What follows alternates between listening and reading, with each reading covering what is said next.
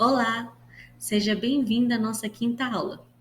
Na aula anterior, nós conversamos sobre as dificuldades de aprendizagem e entendemos que nem sempre um aluno que não aprende está diante de um problema permanente. Muitas vezes são situações que podem ser superadas com intervenções adequadas. E isso nos leva a um ponto muito importante. Quando a dificuldade deixa de ser algo passageiro e passa a ser algo persistente. E é exatamente sobre isso que vamos falar hoje. Nesta aula, vamos compreender o que são os transtornos de aprendizagem, conhecer os principais tipos e entender como identificá-los no contexto escolar. Para começar, é essencial diferenciar bem o que estamos tratando aqui. Os transtornos de aprendizagem são condições que afetam o modo com que o cérebro processa determinadas informações, diferente das dificuldades, que podem ser temporárias. Os transtornos são persistentes. Eles acompanham o indivíduo ao longo da vida. Mas isso não significa que o aluno não aprende. Significa que ele aprende de uma forma diferente e precisa de estratégias específicas. Outro ponto muito importante é entender que esses transtornos não estão relacionados à inteligência. Muitos alunos com transtornos de aprendizagem têm inteligência dentro da média ou até acima dela. O que acontece é que há uma dificuldade específica em determinadas áreas, como leitura, escrita ou matemática. Por isso, é fundamental ter um olhar sensível.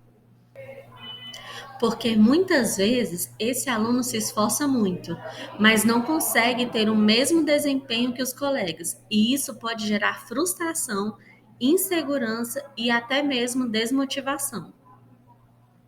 Agora que entendemos o conceito, vamos conhecer alguns dos principais transtornos de aprendizagem. Um dos mais conhecidos é a dislexia. A dislexia está relacionada à leitura e à escrita. O aluno com dislexia apresenta dificuldade em associar os sons às letras, o que chamamos de consciência fonológica. Para esse aluno, ler não é algo automático. É um processo cansativo, lento e muitas vezes frustrante. Ele pode trocar letras, pular palavras, ter dificuldade de compreensão e evitar atividades de leitura. É importante destacar que isso não acontece por falta de esforço. Pelo contrário, muitas vezes esse aluno se esforça muito mais do que os outros para conseguir acompanhar. Outro transtorno importante é a descalculia. A descalculia é a dificuldade na área da matemática. É como se fosse uma dislexia dos números. O aluno tem dificuldade em compreender conceitos básicos como quantidade, sequência numérica, operações e lógica matemática.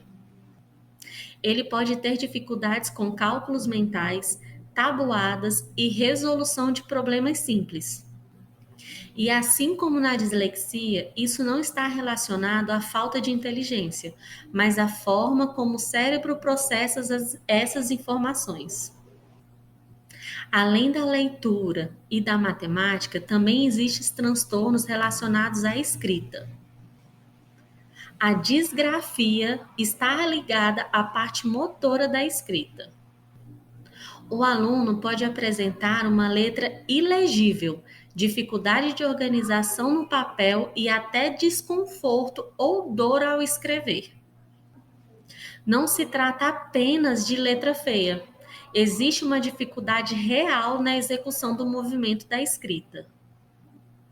Já a desortografia está relacionada às regras da escrita.